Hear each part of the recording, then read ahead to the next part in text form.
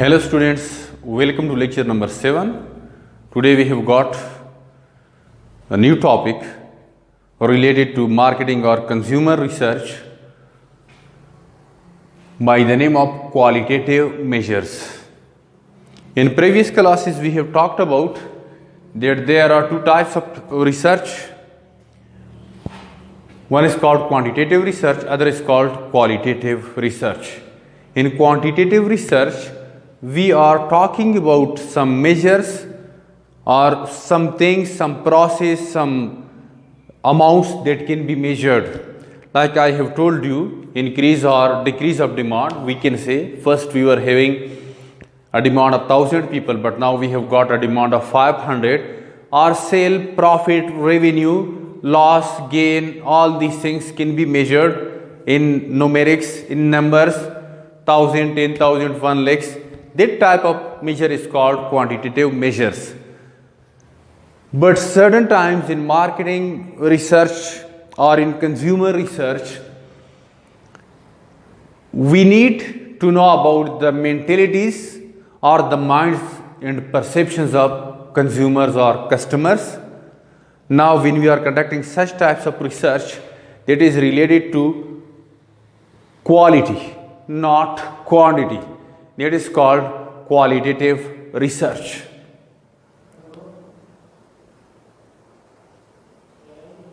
In qualitative research, we have got different techniques which are used by marketers, by researchers to know about the perceptions and the mentalities of the consumers.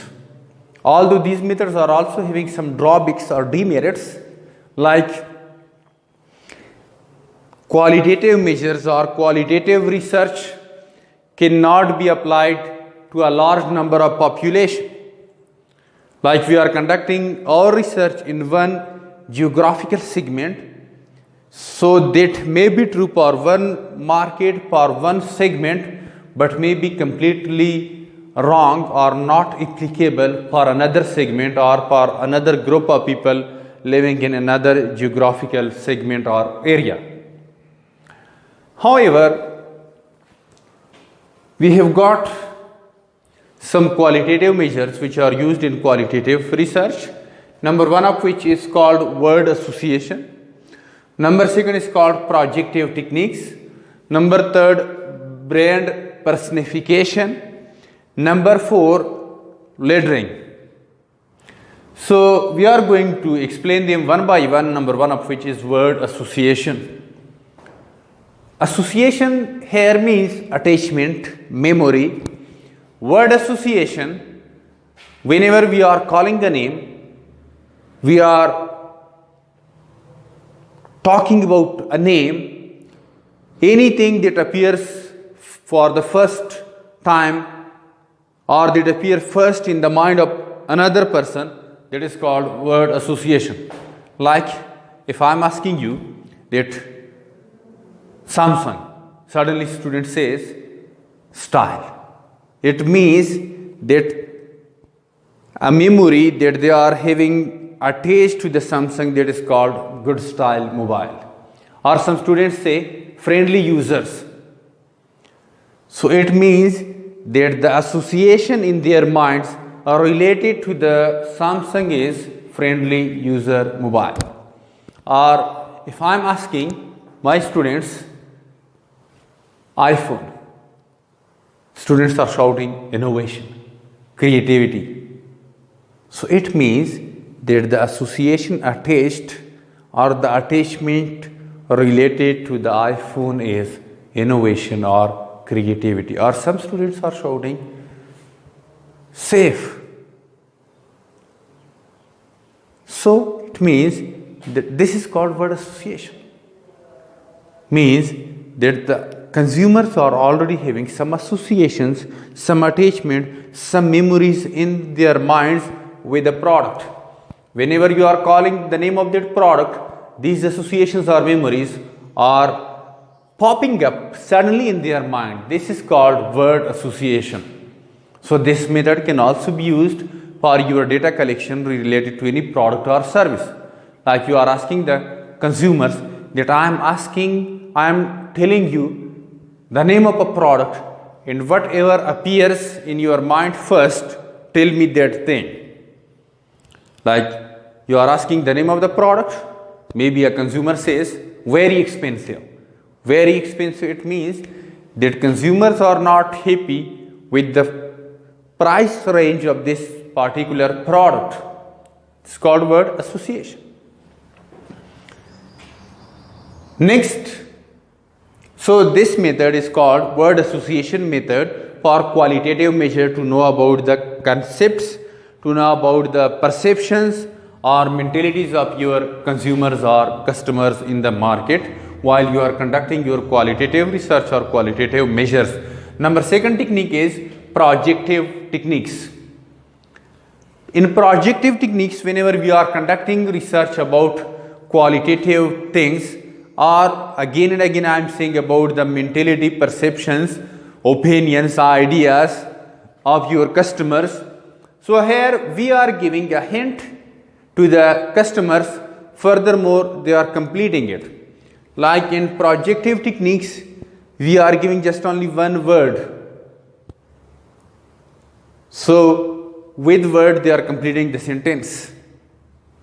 Samsung mobile is dash dash dash. They are completing it. Samsung mobile is very stylish. iPhone is, for example, some people say very expensive. Some are saying very creative. So you are giving just only a hint, and furthermore to grab their mind they are completing their sentence.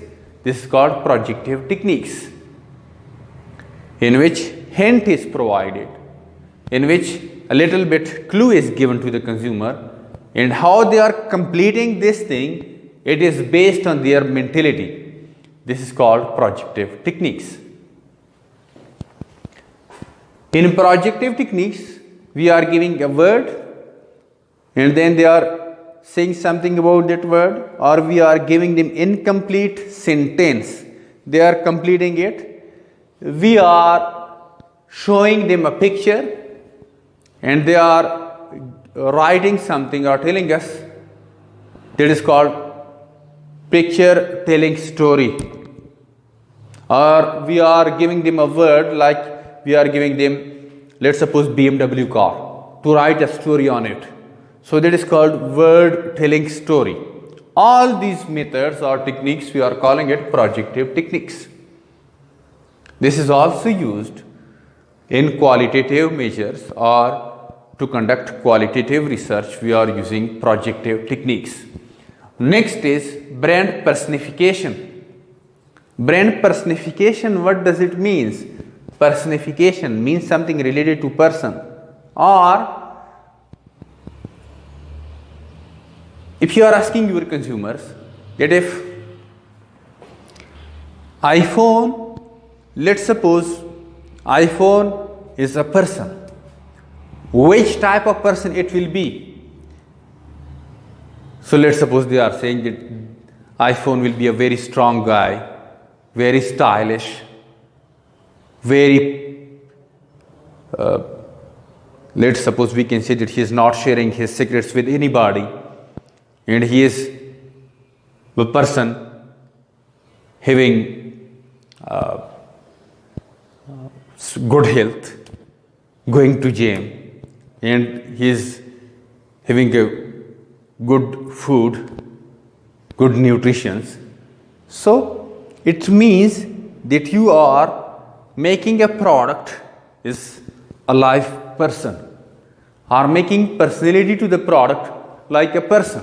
That is called brand personification, and you can judge what people are thinking about it. Like some consumers are saying that this product is an old guy, an old person, very weak, old person, very weak, blind person.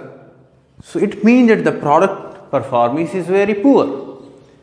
So it means that we are giving a personality like a human being to a product.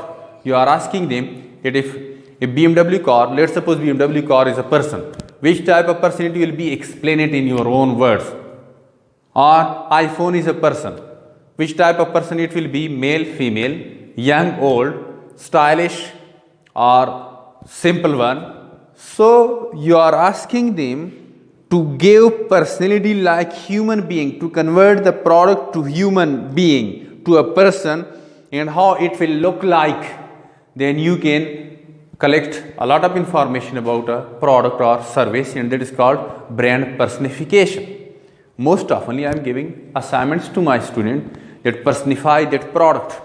Most of them are saying that this is male product, age ranging from 20 to 25. It means that the product is having a good demand in the market. Some are saying that this product is female, very stylish, with a huge cosmetics. So you saw that whatever is coming in the minds of the consumer related to that specific product is exactly the product is performing with the same behavior in the society. If they are saying that this product is ranging from age 18 to 25, or the age of this product is 20 years, it means that this product is star in the market, demand is very high in the market. And if they are saying that this is very strong, with good style, with good hairstyle, it means that the product performance is very good. If they are saying that this product is female and it's having very good cosmetic, it means that the style of the product is very good. So you saw different attachments are there in the minds of the people related to a product. This is called brand personification, and it is a modern and very good technique to know about the mentality of the customer related to a product or service. Then we are talking about laddering. Laddering, this is a technique, research techniques. We are asking questions again and again. Why question? There is repetition of the question why. I like this product, why? The price is high, why the price is high, he is saying, related to other products. So we are grabbing to the minds of the customer, or we are going in depth of the customer mentality with each and every question to grab out each and everything that is existing in the mind of the consumer. It is called laddering. So we are making our question again and again in detail to know the detail of each and everything that is existing in the mind of the customer by asking again and again why question. Why you are saying like this? Why it is expensive?